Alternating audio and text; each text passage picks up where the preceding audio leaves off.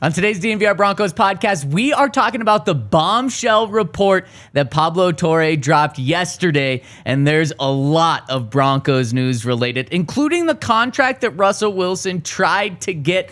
Plus, it speaks to a lot about the organization in the past and currently. We're going to break that down. Plus, we're also going to break down the Broncos game against the Jets in London, and it all starts now.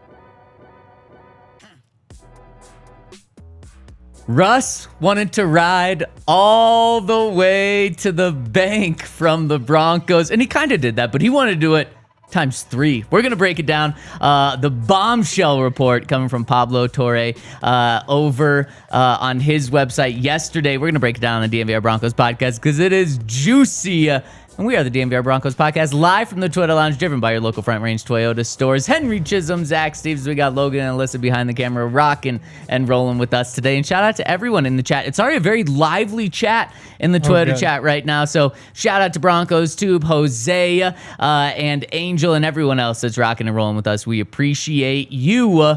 We'd really appreciate it if you became a diehard with us, and you can get a big time discount. I don't even know why we do this sale. It feels like we lose money on this because $36 intro offer. If you go to thednvr.com/intro, that's going to get you access to all of our coverage over at the DNVR for an entire year. And now's a good time. The NBA draft starts tonight.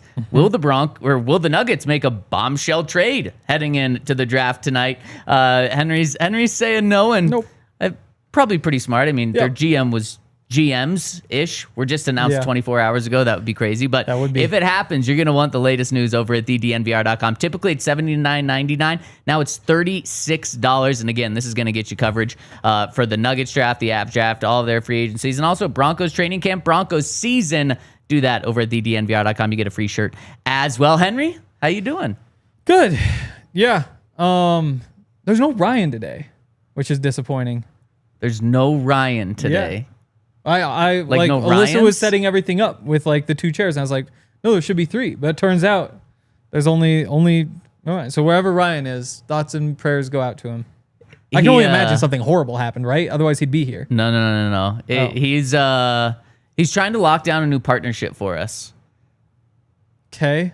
And let me tell you, it's a yummy one. Yeah. What? I mean, the business stuff is business stuff. Business, they do the business. I'm not going to get fired up about that. Okay. Oh, that's. Well, he's okay. Well, no, I guess that part's good. But I wished that he was I don't know, having fun somewhere. Oh, maybe he is having fun. This is a delicious place that you could have fun at. Oh, good. Yeah, I'll let you let your mind wander. What? I drove Chuck E. past Cheese. the Chuck E. Cheese a week ago because I was down in Highlands Ranch. All their branding is so bad. The building looks dirty. The logo on the wall is just so small, and it's a different logo than before, where it just looks worse. Yeah, I obviously haven't been inside a Chuck E. Cheese in a long time, but I could just imagine it's not going well. Yeah, if I don't have to go to one ever again, I'm okay with that. We have back-to-back nights at arcades though, which is the adult version really, because we had Friday we had our thing, and then Thursday, we went to Los Dos Patrios, but it was a 45-minute wait, luckily right next to an arcade. I was going to say, I didn't know Los Dos had a arcade in it, so next door. Yeah. Yeah. I couldn't figure out where Hackett was in there.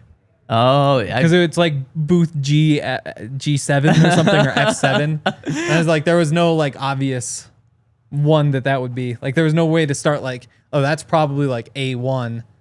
It wasn't a well laid out grid. Who would have known that a booth in Los Dos Patrios, where George Payton and Nathaniel Hackett closed the deal, would have been the perfect segue for this conversation, Henry, because we are talking about a report that centers around a document that Pablo Torre dug up yesterday. He dropped the entire thing. It's 61 pages long, and it's all about the NFL owners colluding on contracts, specifically with quarterbacks. And there's a good chunk of it in there about the Broncos, and what it really dives into is their negotiations with Russell Wilson, and how it really changed the negotiations. It seemed like he was going to get a much bigger contract than he did. Then he got a certain contract. And I think it also speaks to the Broncos' new ownership as well. So we're going to break all of that down. But we can start with just what this document uncovered, because this wasn't just Broncos news yesterday. This was national news. This was a huge report that was uncovered that dates back to March 2022. March 2022 is just 2 months after George Paton and Nathaniel Hackett were in Los Dos Patrios, becoming, or when George hired Nathaniel Hackett to be the head coach. And then a month later is really when all of this stuff kind of unfolded within the Broncos. But this report specifically uncovered a big collusion scandal between the NFL. Well, that's what they were trying to do. That's what the NFLPA was accusing, was that there was collusion. And so it goes back to the whole guaranteed contracts thing, where it's like the union for forever has been trying to get guaranteed contracts for players so that you can't just cut them and then not pay them. And then DeShaun Watson got the fully guaranteed contract, which was obviously like shocking at the time and all that sort of stuff. But it meant that the NFL went out of their way to try to avoid that, because they've been avoiding for so long. But because there was a guaranteed contract that came out, the NFLPA thought, well, they're probably talking about this, talking about how to stop this from continuing to happen. And because of that, there's going to be a record of it. There's going to be text, there's going to be whatever else. And so they basically said they're colluding. And the way it works is the NFL and the NFLPA agree on like an arbiter is what it's called. So a guy for arbitration. And he's just like the permanent. They agree when they hire him that if we ever have a dispute, we both go to this guy and this guy decides. Yep. And so because they do it that way instead of through an actual court system, it's not public. It's all behind closed doors. And so this sort of thing could happen all the time. But when the NFLPA accused them of collusion, all of a sudden they're able to get records of everything. They're able to, I think 13 NFL owners had to testify, including Greg Penner, had to go in and like talk about, Russell Wilson had to testify. And so it was really about like these big quarterback contracts and how they were negotiated. And again, like officially decided no collusion. But it was more so like, it's just not really enough to prove it, because it was more just like suggestions. Or, you know, when Kyler Murray signed his contract extension, the Chargers owner reached out to the owner and was like, hey, congrats on getting that done. It's like, yep, I think we did a good job for like not getting guaranteed contracts. And it was right before the Chargers the next year had to extend Herbert. And that owner's like, yeah, you probably helped us out there. Or like, I think Greg Penner, they found the text where he said, you know, this, we did good by the league, or we did something that the league is going to be happy. The other owners are going to be happy, but didn't quite find collusion. But it's all really interesting. And there's all sorts of like behind the scenes stuff, including the whole Lamar Jackson thing, where apparently he said the microphone on his phone wasn't working. And so while he was negotiating his contract, because his mom is technically his agent, it was all through text messages.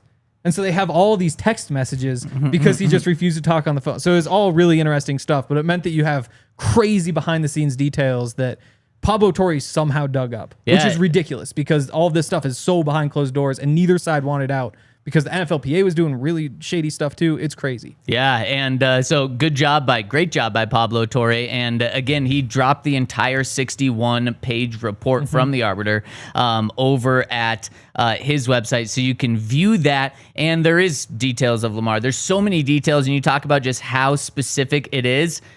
There's even, we're going to get to this in a minute, but there's even a note from that Greg Penner wrote down himself that was just in his office that is included in here. So it is very detailed. And like I said, there's a lot about Russell Wilson. Like you said, Henry, there's Greg Penner who testified for it. There's facts about many different Broncos executives in there. And then Russell Wilson also testified in that. And that's where we find out a lot about how the negotiations with Russell Wilson went down. And it makes me want to think of maybe an alternate universe. What if Russ got what he wanted, and what changed in these negotiations? I want to dive into that, and let's just start with the very first part of this Russell Wilson Broncos contract negotiation. So I'm just going to read straight from here. And this is the part about Russell Wilson. It says, in 2022, after a career as a Super Bowl winning and all-pro quarterback for the Seattle Seahawks, Mr. Wilson decided to waive his no-trade clause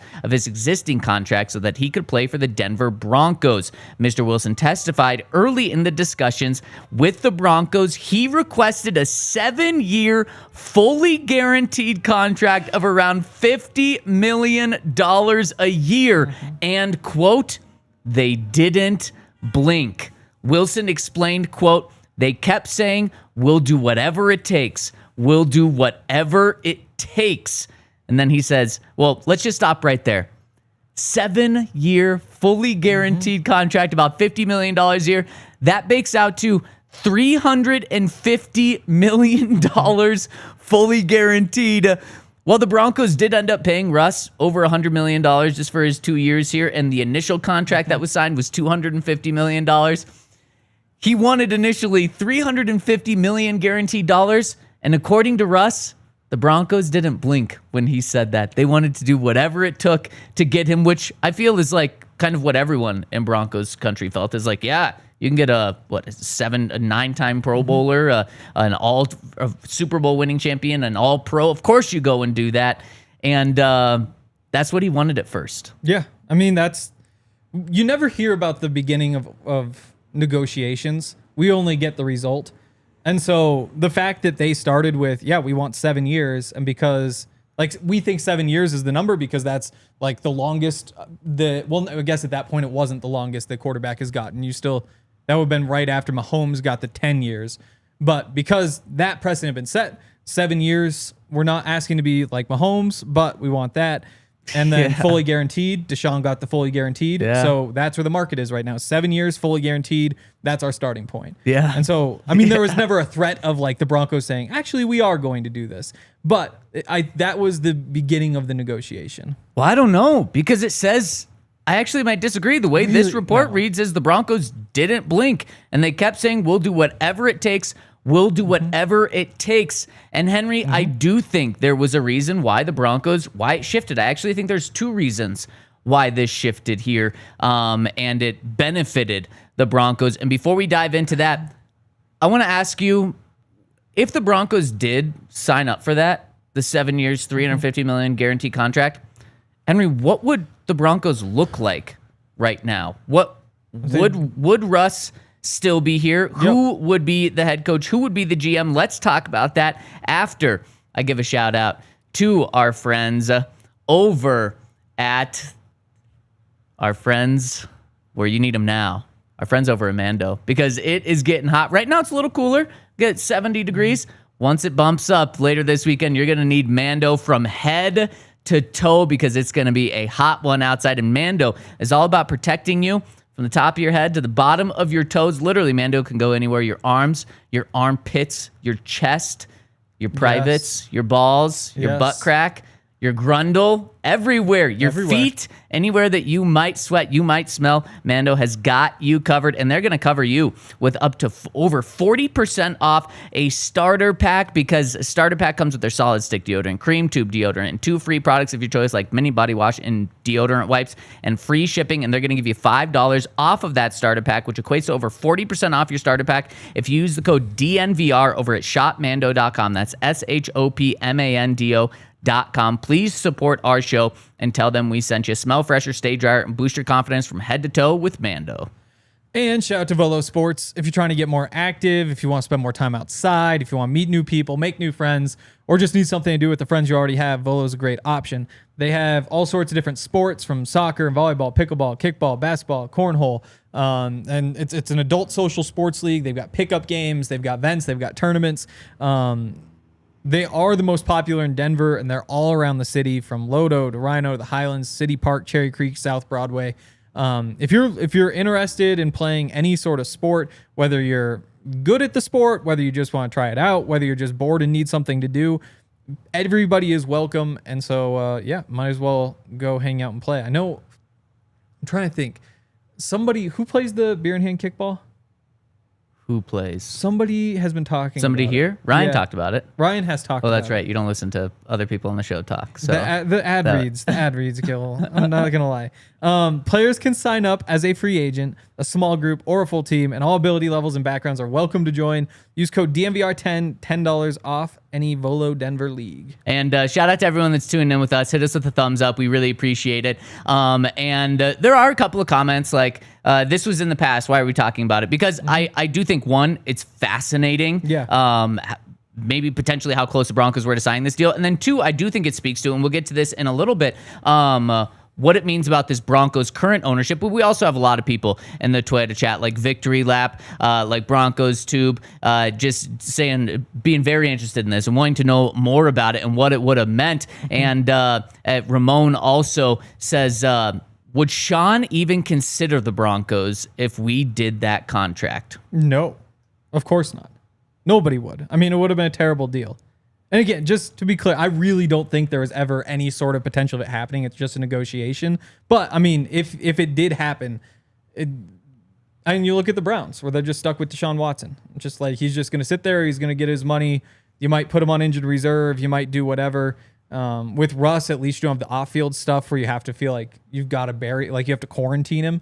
But he would be the quarterback and things wouldn't go well. And I also, there's a part of me that wonders if not for Nathaniel Hackett, I don't know. We wouldn't be seeing Russ as like a good quarterback, but if he hadn't had that one really bad year, would we see him as like it's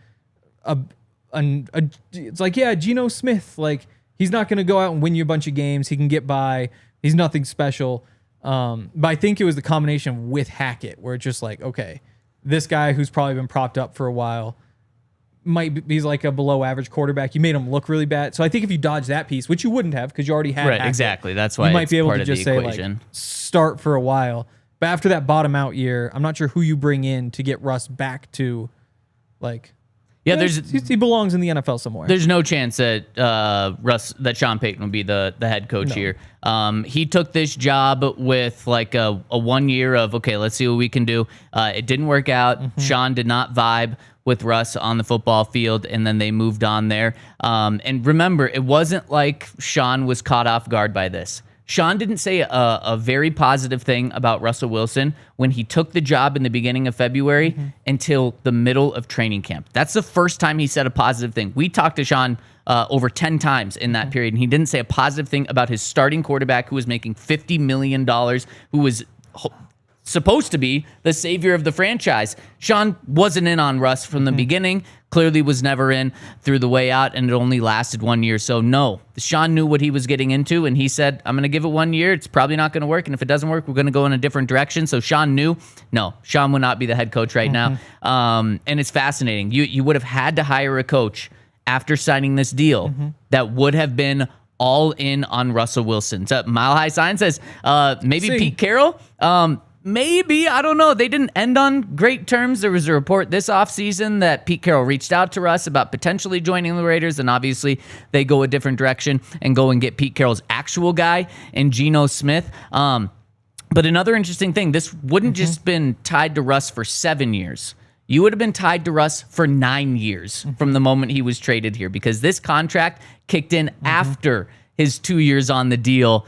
So holy cow, I mean, you talk about an alternate universe that we're living in. Maybe George Payton isn't here if that deal actually goes through and is signed. So it's a whole new front office. It's a whole new coaching staff. And you just have to make Russ work. Now, maybe what you do is you cut him with 2 years left on the deal if it's really not working out. And so you're freed up in a couple of years. But, I mean, you're tied with Russ for 7 full seasons at the minimum. And then you do what the Broncos just did and take like $100 million in dead cap and have him move on. But holy cow, did the Broncos really luck out there. But Henry, let's get to this next part. Yeah. And this is why I don't think there was ever a chance. Okay, so it continues and it says, so after he was traded, it said, they kept saying, we'll do whatever it takes. We'll do whatever it takes. However, after he waived his no-trade clause and his trade to the Broncos became public, quote, I would say shortly after, maybe within the next 10 days or so, they started getting cold feet on doing this fully guaranteed thing. It seemed like it. The Broncos changed ownership after the team, or ownership of the team after they traded for Mr. Wilson, and they could not sign him to a new contract until new ownership group was approved by the NFL owners on August 2nd. Yeah. And so it's that piece right there where it's, remember, he has this contract demand before he's waived the no trade clause. And so that's where, if you're the Broncos, you say, okay, yeah, sure, we'll figure it out. We'll do whatever it takes. And then, as Russ says, within the next 10 days or so, they started getting cold feet on doing this fully guaranteed thing. It's like, yeah, because that was never the plan, because they just wanted you to waive that no trade clause so that then they could negotiate the contract. Like, there wasn't enough for them to say, like, oh, we got to run away. We're going to be so far apart. But that's the piece where, to me, like, the Broncos had no interest, in my opinion.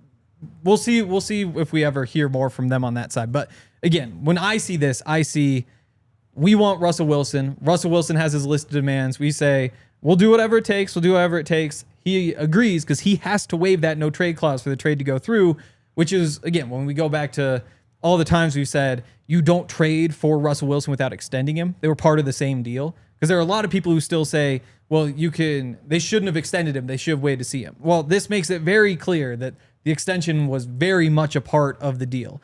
Well, if it was very much a part of the deal, then why didn't he waive the no trade clause until he got the deal? So I actually disagree with you there. If it was very much part of the deal, he would have only waived the no trade clause if he had the deal in place. No, I think to me, because that's what you're saying. It's exactly what you're saying, because the Broncos realized that they had leverage once he was traded and he didn't have the contract. Then the Broncos were like, "Oh wait, we're the ones with leverage now." In fact, the next piece of negotiation, the next piece in this says, we're going to the next one on the list. It says on June 17, 2022, so a couple months later, it says Rick Hurtado, the Broncos vice president of football administration, emailed George Paton a series of talking points for an upcoming phone call with Mr. Penner, soon to be the owner of the CEO of the Broncos. The Broncos talking points indicated that the Broncos believed they had, quote, the leverage in the Wilson negotiations. He also noted that they did not, quote, foresee any of the owners with the top quarterbacks matching or exceeding DeShaun Watson's fully guaranteed money. Yeah. Mr. Paton texted Mr. Penner about a discussion he had with Mark Rogers, Wilson's agent, saying, quote, once again told Mr. Rogers that DeShaun Watson was a non-starter. Meaning not fully guaranteed. Right. Yeah, so exactly. That's how, again, you had to convince Russ that he should waive his trade clause to come to the Broncos. And then once he does that, then you negotiate. But again, I think you don't all of a sudden say, actually, we're not going to negotiate with you. We're not going to extend you. That was all a lie. But what you're saying is kind of two parts. One of them, you're saying that the Broncos had, according to Russ's side, said the Broncos didn't blink. Broncos were okay with the 7-year, $350 million guaranteed deal. And then once he was traded and the Broncos realized they had leverage, they said, nope, we don't want that. If the Broncos did that, why couldn't the Broncos have also said, no, we don't want to negotiate a deal right now? They could have because they broke off what they had said. So they could have. Where I think the Russ and Mark Rogers dropped the ball, they should have done, if they wanted that deal, they should have done what DeShaun Watson did. When DeShaun Watson was traded from the Texans to the Browns, there was already a contract in place. It was just the trade had to be official, then it was signed. Boom.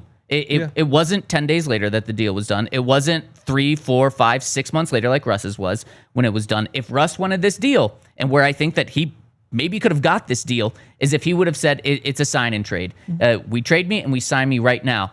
For whatever reason, and this was good on the Broncos for not doing it, for whatever reason, Russ didn't demand that. I don't know why. And then the Broncos realized, as we're finding out in here, they changed their tone. And of course they did, because then they realized they had the leverage. I think that's the difference. It wasn't they realized then.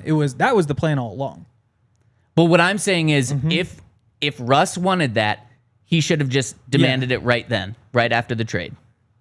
Absolutely. Like, if he was really dead set on that number, then you'd get it done before the trade to lock it in. But again, he's not.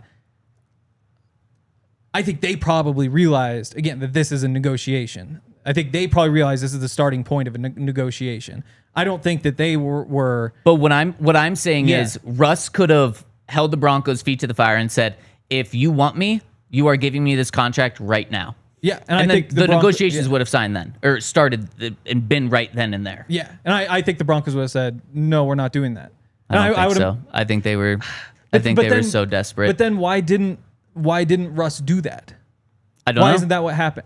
Because I would imagine they tried. I don't know. Because again, that was the precedent that was set. If you're dead set on that deal, that's what you do. Because I don't think that veteran agent. Because according to this, though, Russ seemed like they were very comfortable with it and took them for their word. I guess they didn't blink. They were okay with it. Then the trade happened, and then the tone changed. That's literally what Russ testified there. Yeah. Again, even when Russ says, like, early in the discussions, we see this differently. I don't think there's any world in which the Broncos consider actually making that deal. And I think from the Russ side, they probably realize that as well, that, like, I think anytime you make a first offer, you realize that it's a first offer. You know, you realize that, like, this is a starting point. They knew they were asking for a lot, and the fact that the Broncos weren't scared away by that price meant that they felt like they could probably get a deal. Because remember, the deal didn't come until they had the deadline set. They had to decide by midnight, otherwise they were waiting till after the year. So it was tough. But to me, I think we see two things. The big one is that the narrative all the way through has been the Broncos, as part of the trade, were going to extend him. And I think that was... It makes it clear here they were even having the conversations about the extension before the trade. So I think that piece is what we found, what we confirmed is true. And I think the other piece is, again, it's just that's how you negotiate this sort of thing. And I think if Russ and his agent had held out before, and maybe they did, maybe that's why the deal wasn't done a week sooner. You know, because it did take a while for them to actually pull the trigger throughout all the negotiations. I think if they had held the hard line, we're making this contract before we make the trade, I think the Broncos just say, no, we're not doing that. And we can disagree there. Yeah, and I think the Broncos were so desperate. Remember, they did not have an owner at this time. This was right before Greg Penner took over. This was still that Greg Penner had not even agreed to buy the team yet when this happened. And we know that the Broncos were just a ship without a captain, and it was not a good place to be. We saw how the team deteriorated once Pat Bowlen unfortunately had to take that step back, and then the team was in a trust. They were so unbelievably desperate at that time that I do think they would have done that. But the good news is they avoided that. But the part that I really took away from this was two things, and it boils down into one thing, and that is Greg Penner just continues to show that he is the absolute best owner the Broncos could have ever imagined. We talked about initially how they dumped so much money into the coaching staff that Sean Payton won. They dumped so much money, $100 million into the Broncos' current stadium, even though they're probably not going to stay there for the long term. They're going to build another stadium. They replaced the field, even though it costs hundreds of thousands of dollars just for player safety. They do everything the right way. They're funding their own new facility right now, $175 million, even though the Broncos have a really good facility right now. But what we learned in this was two things. One, this arbiter did not conclude that, or arbitrator did not conclude that the Broncos and Greg Penner colluded in this. He did things the right way. He made sure, even there's things in here that say like he thinks that he did everything the right way, and then the arbiter agreed with that. And then the other thing was there's a note. I referenced this earlier. In the final clip here, it says, Mr. Penner's handwritten notes show that he questioned the urgency of a contract extension. He wrote, quote, 2 years left on contract. Why not wait? Greg Penner gets it. Greg Penner gets it, but he got in this process too late because he officially bought the team at the beginning of August. They already had that deal in place pretty much, but the Broncos had to wait till the new ownership was here, and then the deal was closed just 2 weeks after in training camp. But if Greg Penner was in charge this entire time, I do not think the Broncos sign this deal. I don't think they get pushed around by Mark Rodgers, who is a very good, convincing agent, as we've found out over the past many, many years, decade or so. Russ did a great job by hiring him. I don't think the Broncos fall for that. And I just think that this speaks to the excellent ownership the Broncos have, and it kind of leaks over into the football side a little bit, only when it's massive deals, and that's exactly what you want. You want your owner involved enough where he can be there for big decisions, but you don't want him involved in day-to-day stuff, and that's exactly what we're finding out about Greg Penner. So I just think that to me is the biggest takeaway, because what's in the past is in the past. It's happened. It's interesting to find out about now, but now this part actually affects the future as well, and I think it's great. I also don't think you get the trade done, though. It's Peyton wrote it down, for all we know. Penner wrote it down, and for all we know, I don't know that there was a date on it, but like, was it first day on the job? Like, that's one of the questions. 2 years left on the contract. Why not wait? It doesn't mean that this was like his hard line stance throughout his entire time. But like, even if it was that, if that was the case, then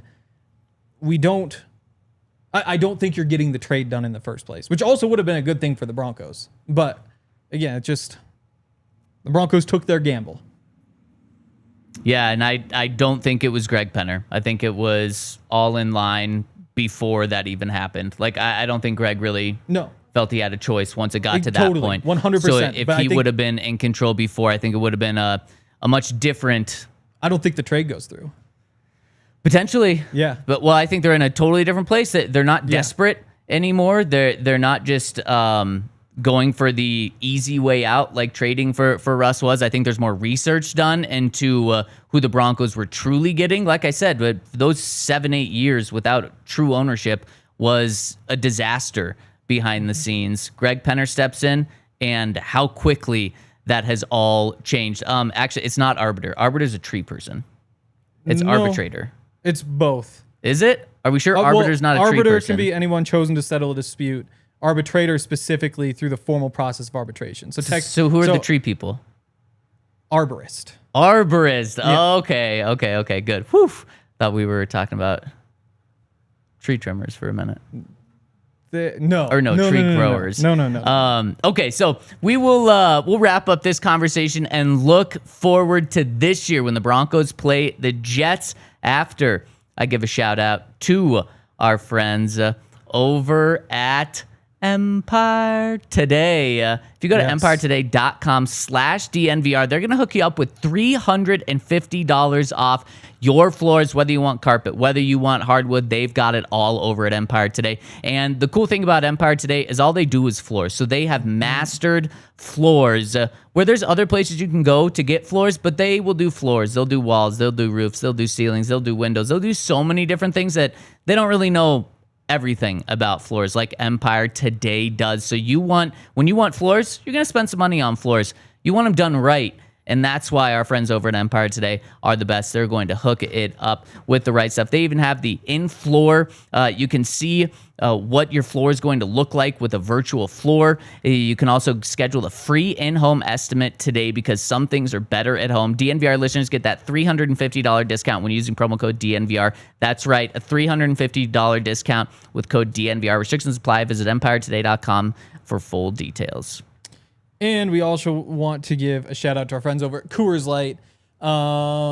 Let's see, going to the Rockies game tonight. I didn't have a Coors Light at the game last night, but tonight might be the night because girlfriend is coming with.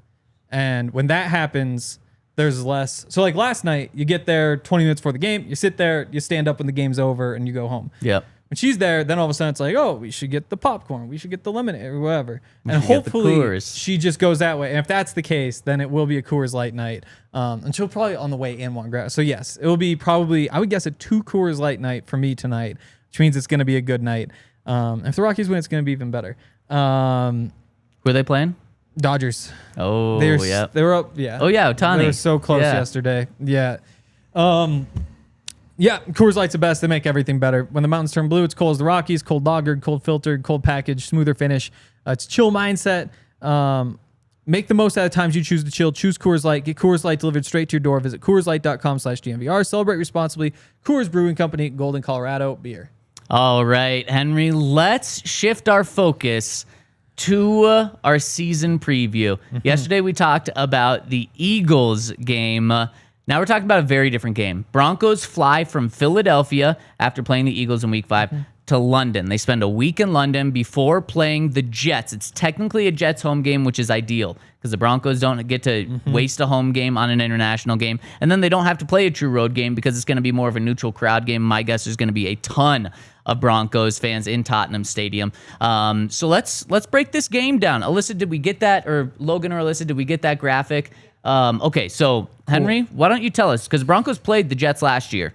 How is this team different? Oh my gosh, looks like they're very different. Yeah, so we start at the top. It's now Justin Fields instead of Aaron Rodgers. I mean, that's got to be a downgrade, right? Like, I get it's not the real Aaron Rodgers, but I don't know. Justin Fields provides I'd rather have running. Justin Fields. Really? Steelers wouldn't. At the very least, there was a team who had to decide between Jets the two. would. It's crazy. True. They flipped Yeah, them. that is true. I just think I just don't want Aaron Rodgers leading my team. That's absolutely fair. And I think, again, for a bad team, could Justin Fields just run for 100 yards? No, is probably the answer, but at least there's something there. Like, at least there's something you can look at. Whereas, like, you know the passing game's not going to be all that good with Fields there, but at least, who knows? Maybe they blow up on the ground. Armand Membo, they draft the tackle. Remember, they drafted Olu Fashanu in the first round last year. So two super high picks at tackle. Very young. They might not be good by week 8. I think, when you spend that kind of capital on tackles, you hope that in 5 years you might have the best tackle duo in the NFL. Just how quickly is that'll come along. What, 2 top 10 picks? Yeah. They better hit. You hope that you have the best tackle duo in the NFL. Yeah. Looking through the rest of the departures, obviously Devontae Adams gone. He was a bust anyway. DJ Reed's gone. Maybe actually a significant loss, honestly. Javon Kinlaw, meh. Hassan Reddick, meh. Morgan Moses, Tyler Conklin, CJ Mosley, Tyron Smith. I guess a couple names down there at the bottom, but didn't Hassan Reddick depart before he even arrived? Yeah, I think technically he counts as their free agent, so didn't even play for him. And then other arrivals, you got Brandon Stevens, the bad corner from the Ravens, Andre Sisco, Josh Reynolds, our old friend, drafted Mason Taylor. But yeah, I mean, I would say you look at the lists and say, like, even quarterbacks aside, you probably got, like, you lost more than you gained. Those were all just, like, washed up vets, though. So did you really lose anything? Yeah. Oh, what a uninspiring offseason for the Jets. I mean, I guess they get a little electricity with Justin Fields. Easy to get hyped about. Easier, I should say. Not easy, but couldn't beat out Russell Wilson. And the guy that the Bears trade a 4th-round pick away or to get in order to get rid of. Yeah. I mean, what they had to do, that departure list was huge. They needed to just clear out the stink that was in that building. And our old friend, Darren Muji, Broncos' former assistant GM's now the GM there. He's just trying to clear that out. It seems like they are in a rebuild era right now. And if Justin Fields hits for them, then well, what a great $2 million or 2-year, $40 million signing for them. It totally worked out. If he doesn't, it's 1 year. They cut him. They probably don't have much dead cap after this. They draft a rookie next year. They've got their 2 tackles. Hopefully you build a good offensive line for the rookie quarterback that you bring in. But, man, this game, Henry, I asked you and Ryan this question yesterday. Is the Eagles the hardest game on the schedule? Both of you said no. I said yes. You could ask the question, is this the easiest game on the Broncos schedule? The answer is probably no, because you get the Tennessee Titans week 1 at home. That I don't think any game is easier than that one, at least on paper. But this one, Henry, in my opinion, it's right up there for one of the easiest games. Yeah. If it was just in the United States, I would feel closer to that way. I mean, it's just the randomness of playing overseas. When you have teams, it's like, again, like you have the Titans at home. That's just so easy. There's no like weirdness there. It's just when you also have to navigate that thing, which again, Sean Payton has seemed like he's good at that in the past. You'd think that even if for some reason the travel affects the Broncos more, they should still win.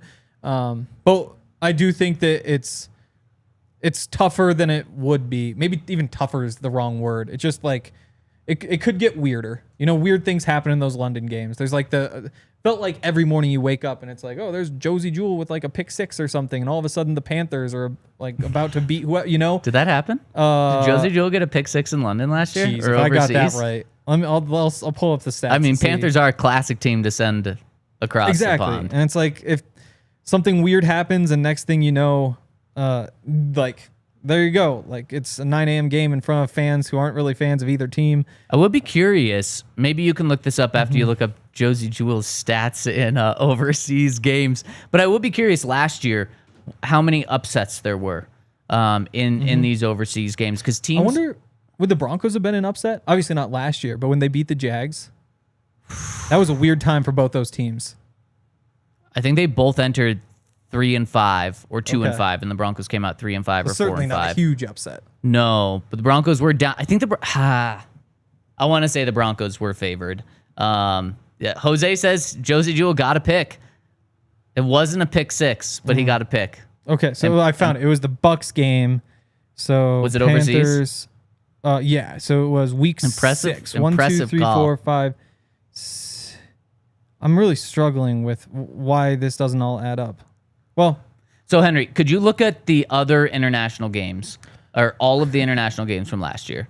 And I think so. We'll see if there is a chance of random, because I understand what you're saying. It just makes it it seems like it makes it flukier, but does it actually make these games flukier? And a 1-year sample size isn't the be-all, end-all, but now there's, 8 international games now? He had a pick and a fumble recovery.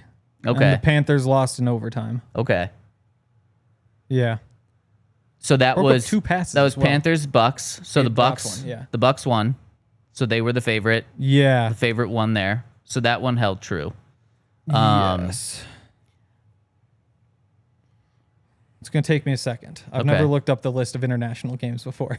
As Henry does that, an important thing to know, I did mention this, but the Broncos are going straight from Philadelphia to London, which means they're not getting there 2 days before the game. They're not even in there 5 days before the game. They're going to get there 6 days before the game. They're going to have nearly an entire week there, and I like that. But when the Broncos went to London under Hackett, they got there on Tuesday, and then they were ready to play a game. I don't think there was any fatigue. They were ready to go. Now they're getting there Monday because they're leaving Sunday night out of Philadelphia, getting there Monday, going to have nearly a full week to adjust.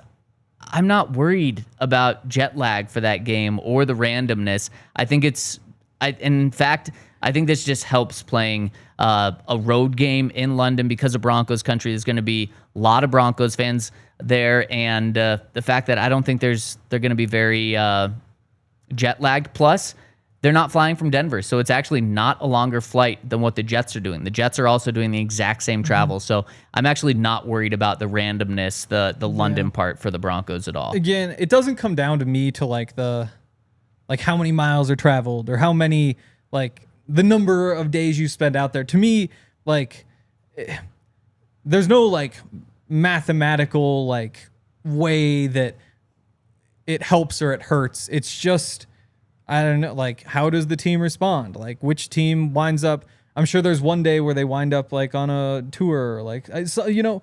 You know what Sean says? There's just always something that can be distracting, and it's which team gets distracted, which team, you know, there's just all sorts of things like that are just, it's almost like a Super Bowl in a lot of ways. Or just, you go to the Super Bowl, and then half the time you see, like, a team, and it's like, oh, you could just tell that they weren't in it, and this team was, you know, it's just different. Let Sean's words ease you. When Sean is asked in his 2 years being the Broncos coach, he'll be asked, what makes a good road team? What makes a good cold team? What makes a good team to be able to play on Thursday Night Football? What makes a good primetime team? He's asked about all these different aspects that can affect a game and what makes a team good in that situation. And his answer is always, a good team makes you good.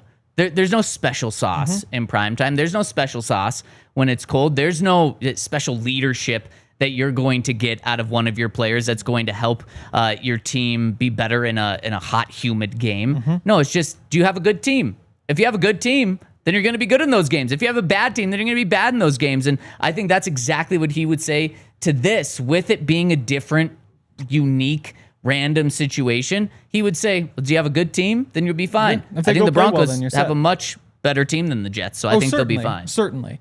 And I think they'll be fine, too. I think they'll win. That's just why I wouldn't look at it as the easiest. Okay, I was able to find one list. It's not giving me spreads, though. So last year... I feel like we'll be able to know. The Eagles beat the Packers 34-29 in Brazil. That was probably a favorite. Right. Yep. Panthers actually won in overtime against the Giants. Panthers played 2 international games? No, this was the only one. The Bucs one was 2019, which is what was thrown on my note. Because I searched okay. Panthers London game, not Broncos. Gotcha. Yeah. So Panthers and who? Giants. Oh my gosh, what a terrible game. It was mid-November, if you remember. My guess at that point, the Panthers were favored. Just because Bryce Young was playing a little better. And was he back? Yes. Potentially? Yeah, and the Giants were really going in the tank. But I don't know. I know. That's a push. That's a wash. So 2023. Well, 2023 Chiefs beat the Dolphins. There you go. Are those the only 2 games from last year? So it's sorted by location.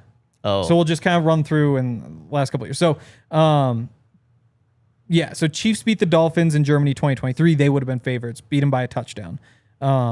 Colts won 10-6 in 2023 over the Patriots. Yeah, Patriots were terrible that year. Okay, that was Bills last year. 2022 Bucks beat the Seahawks 21-16.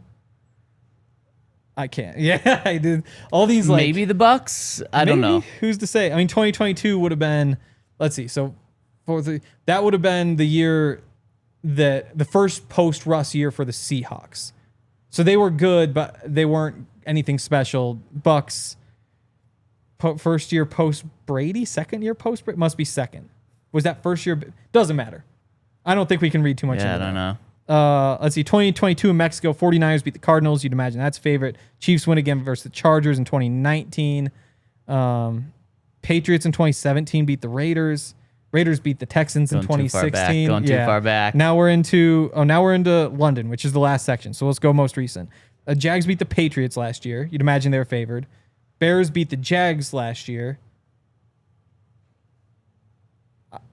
in October. I guess Bears ended with a better record, but I don't know at that exact time. Vikings beat the Jets in early October. Was there still... So that was probably right.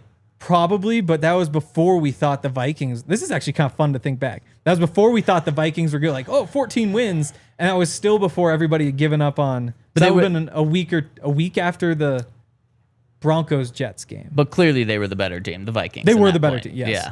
Yeah. Ravens beat the Titans the year before. Jags beat the Bills the year before. Jags beat the Falcons. That might be the first upset we've come across. Jags beating the Bills. Yeah, and probably the Panthers too. But I lost my spot. Panthers Jags beat the Falcons. And then we're back to 2022. Broncos beat the Jags. That's a fun one. Giants beat the Packers. Had to be an upset. Vikings beat the Saints. I'll give that an upset. 2022 Vikings. That was an overachieving year. Or was it just 23-24 was overachieving? No, because they had Kirk, and they were always good enough. Okay. So, Henry, do you feel better? We just went through as many games as we could. We found 2 upsets. Not really. What? Well, what? This was never going to, it's just, to me, again, you go overseas, things happen. I would feel better if this was just in America. Even if it was in New York, it's just less weird. You're not, all of a sudden, it's like, hey, we have there was a Broncos running back who I ran into on a train in London. I'm not sure if you were there for that. I wasn't, but you did tell me about it. Yeah, and I just looked over and I was like, what's up? How's it going? And it's just a very unique situation to. But you do know that players leave the facility and take trains and drive cars when they're here. Oh, absolutely. There's nothing unique about a player being out and about. No, there's nothing unique about that in itself. But it's just all this. It's just a very different environment. A lot of things that can be distracting. And people think of distractions as is he gonna get arrested? It's not that. It's just this is my first time out of the United States. Look, this is kind of cool. Oh, look, this is kind of, and maybe you're 95% locked in instead of 100. Again, I still think the Broncos are winning this game. It's just that, international games like Super Bowls, there's just the event to the whole thing can make things strange. Well, it's interesting because you feel a little more questioning on it because it's international. I actually feel stronger because it's an international game. Let us know in the Twitter chat where you fall in. Malhai Singh says how I feel. Says sign. No, Singh, you got it right. You got it wrong last time. See, you're messing with me now. This isn't fair. Like 20 minutes ago. Malhai Singh says Broncos versus Jets guaranteed win. That's how I'm feeling, Malhai Singh. And let's dive into this matchup. Who has the advantage at every position with the Broncos? Quarterback, Henry. Got to be Broncos, right? Oh, easy, yeah. Easy Justin Fields Broncos. might be the worst quarterback in the NFL. Wow. No, I think he is, but like, there's a chance. Wow. Like if Anthony Richardson gets hot, then you keep saying this about Anthony Richardson. He's never got hot. That's not true. His rookie year, those 3 games before he got hurt, was when everybody's like, "Oh my goodness!" What he threw for 55% completion instead of his career 49. He's never gonna be if Anthony Richardson like ever if that's wins, hot. Okay, fine. If Anthony Richardson ever wins MVP, he's going to have like a 62% completion. Like it's not complete. That's not his game. His game is the big plays, and yeah, I don't think he's getting hot. But that's the one guy where it's like Fields has got to be better than him, but if he winds up being good, then Fields has a real chance to be last. I will never understand your semi. Or as Broncos Tube says, Fields beat us, Hank. Yes, and I think that's why people's opinion of him is really, really skewed because it's true. Broncos Tube. It's for the same way I used to be terrified of the Chiefs because every time I saw them was either a primetime game and they were like the best primetime team in the league for like 4 years, or when they played the Broncos and they beat the Broncos 16 times in a row. And so I only saw them win. And so if like a significant portion of what you know about Justin Fields is that game, so 335 yards, incredible. He actually has a second 300-yard game. He had one last year. I didn't realize. So he threw for 312 against the Colts too. But those are the two 300-yard games. They're talking about the Steelers game last year. The Broncos beat the Bears. Oh, that's right. They won that one. Justin Fields had his huge game. It was a 21-point halftime comeback. So if you're just a Broncos fan who only watches the Broncos, you saw those 2 games. Yeah. Your idea of what Justin Fields is very skewed. Very, very skewed. The guy sucks. Yeah. Running back. Fortunately, I'm going to have to give this one to the Jets. Yeah. They've got Breece Hall. Yeah. Wide receiver. They've got Garrett Wilson. For now, it seems. I guess they're keeping him. Yeah. But then who do they have after Garrett Wilson? So Alan Lazard. Okay. Who, remember, Sean Payton wanted. They wanted, I think, 2 years in a row. Yeah. Which is interesting. And then they have Josh Reynolds. Who Sean Payton did want and then didn't want. Yeah. So do you give him... Is that it? I mean... Malachi Corley, Xavier Gibson. They drafted Arian Smith. Remember him from Georgia? The speedy little guy who can't catch. Yeah, the catching is kind of key part of being a receiver. I think this one's close. I think you got to give Wilson the edge over Sutton, right? Definitely, okay. Yeah. But then the depth I give Broncos depth. I mean, Alan Lazard isn't as good as Court. No. He might be 3, he might be 4, he might be 5 in terms of just like all of the receivers in this game. But then the Broncos have everything else. That's the tough part. Yeah. The Broncos have 2 through 6 outside of Lazard getting one of those spots. Exactly. So let's see. Alan Lazard. Garrett Wilson's really good though. But depth-wise, man. I'll say by that time, I'll go Broncos. Lazard won't be better than all of the Broncos receivers except Court. One of the Broncos receivers by week 8 are we week 8, week 7? Week 7 will be better. So we're going depth. For depth, Broncos get this. As long as, let me just make sure Garrett Wilson didn't have like too crazy of stats to like just. He's like 1,100-yard receiver. Yeah, every single year in his career.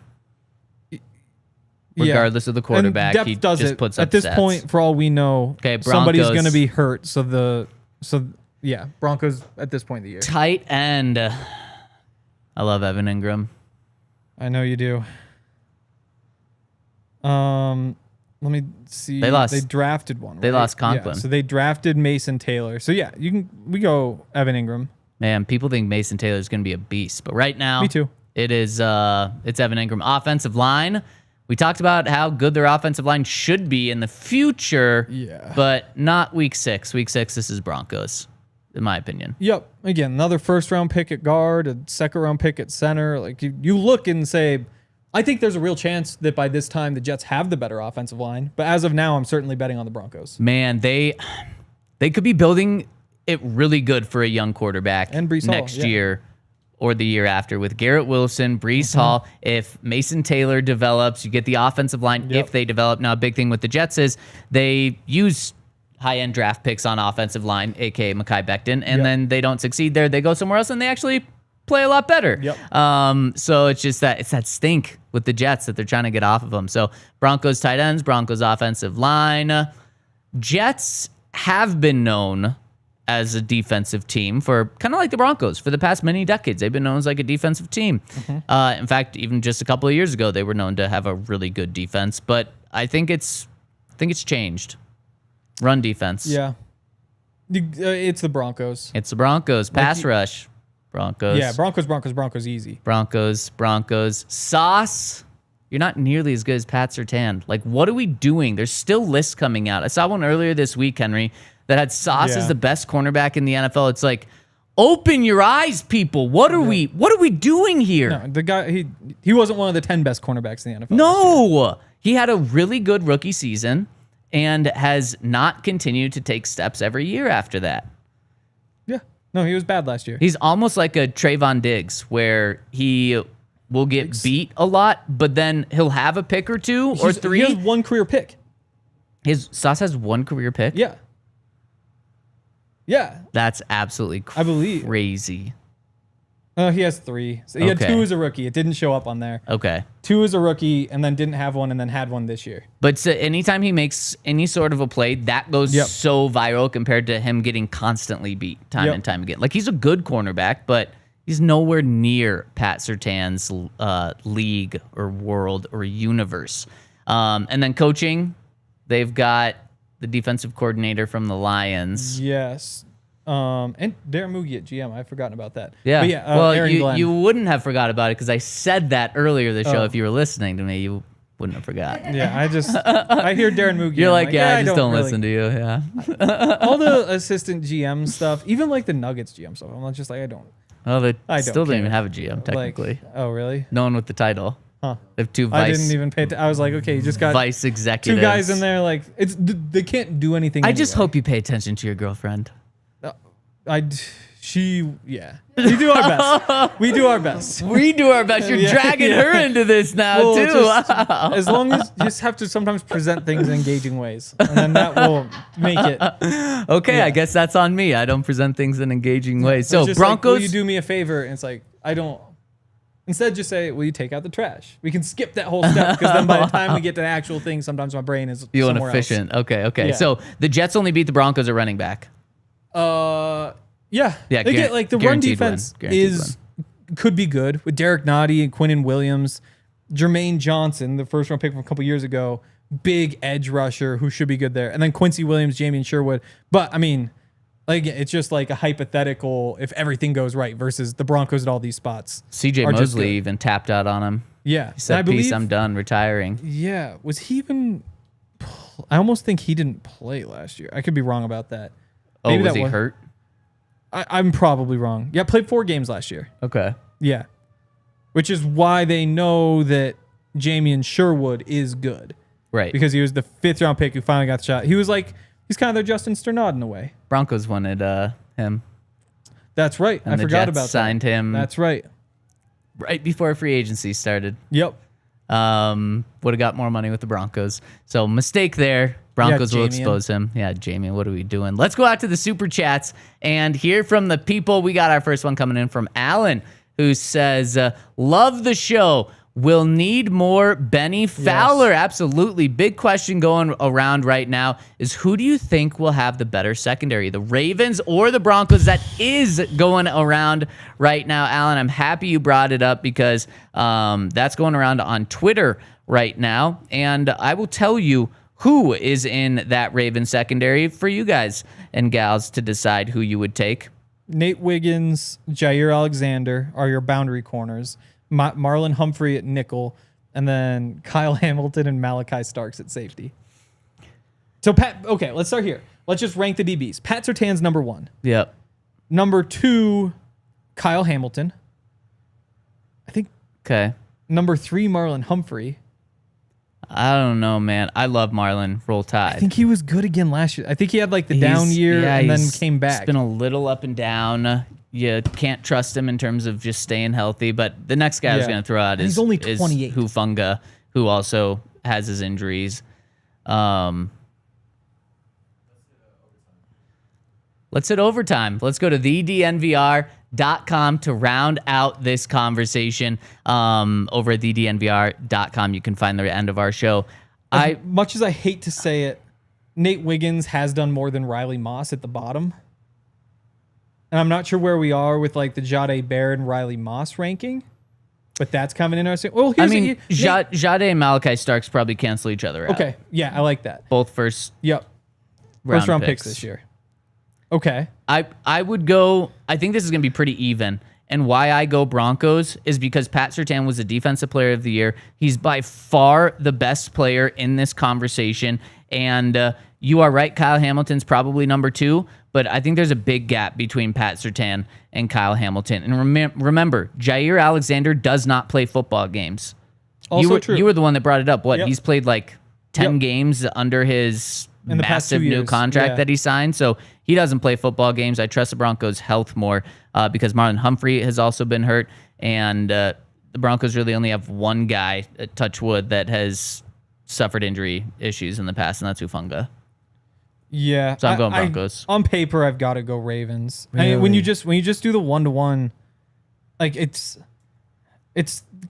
kind of honestly easy just on paper. Because again, like if 1 versus 1, it's Pat versus Kyle Hamilton. It's Pat. 2 versus 2, it's either Jair, Humphrey, or Hufanga. And I think I'd take either of those guys over Hufanga. BJ up next. Obviously, you take that. And then Wiggins over Riley. Cancel out Starks and Jade. It's on paper, though. And again, like, is Jair actually playing? Is Marlon Humphrey going to get hurt? Is Malachi Starks or Jade Barron like going to play better this year? Could Riley Moss be better than Nate Wiggins? Sure. It's just that as of now, on paper, just pure talent, it probably is the Ravens. I'm going Broncos. Listen on the Twitter chat. What you do? Malachi Starks fall into the Ravens. I just hate it. It's like a good football player from the SEC. You know he can play. Falls to the Ravens. They just do this all the time. They let the good players fall to them. They pick them in the 20s. And it's exactly what happened with Kyle Hamilton. He was viewed as like a top 5 prospect in the draft. Somehow he falls to like 14 where the Ravens are picking. Ravens get him. And everyone, when they got him, was like, wait, why didn't we draft him? Well, and he slips because Isaiah Simmons isn't good. And you're just like, oh, well, this is one of those just really big guys. Like, do you play him in the box? Do you play him deep? Do you just blitz him? Like, he's super fast. He's super big. He's super like athletic. But then Isaiah Simmons turns out to be a tweener. And you're just like, yeah, this is a couple of these guys now who just haven't really clicked because they don't really have a position. And then Kyle Hamilton's like, no, actually, just put me deep and I'll make plays. And shout out to our last super chat, Malhai Singh. Yep. Made it. Says, hey guys, when should we expect contract extensions to happen for Court, Nick, Zach, Allen, cap-wise? Is it possible to complete all 3 this offseason? It's a great question, Mile Heising. In fact, it's such a good question. We're probably going to spend multiple shows talking about that because there's many questions. What's the price tag for Nick? What's the price tag for Court? What's the price tag for Zach? Those are probably 3 long conversations individually to find the right deal. And then if the Broncos have to choose Henry, how do you rank them? So we'll be doing that over the next couple of weeks. Cap-wise, Henry, is it possible to complete all 3 this offseason? Yeah. No, I really think that, especially if you get ahead of some of them, like the Broncos are still in position where if they're a good team, they can just run it back, you know? And so you hope that you say, yeah, we were good in 2025. We just want to do the same thing, similar to what they did last year.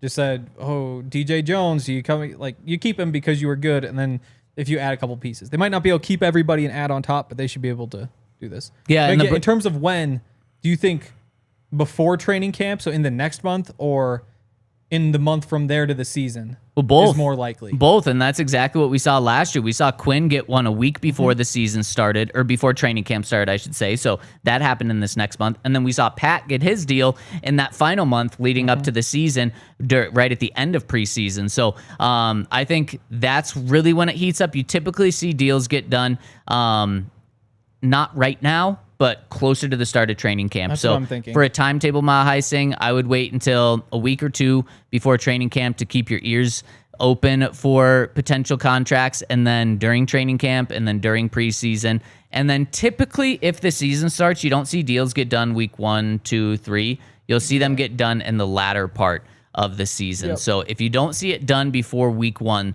starts, that first game, then it's probably going to be 2 months, and then you might see more deals get done. So that's going to do it for us. Thank you for the Super Chats. Thank you so much for tuning in as we look back at the past and look forward to the future. Someone said, where's Bennie Fowler? Stay tuned. We might have him on very, very soon to break down some receiver stats. And we got just a lot more to break down. Contracts, a lot going on. We are going to be back tomorrow. Ryan, or Henry, good news for you. Ryan will be back tomorrow. Your twin. So you'll get to... Hope he's okay. You'll get to not listen to him, too. It'll be great for you. Yeah. What was that? Yeah, exactly. That'll do it for us today. Thanks for listening with us today. I appreciate every one of you. We'll see you tomorrow, 11 a.m. We all silly like the mayor.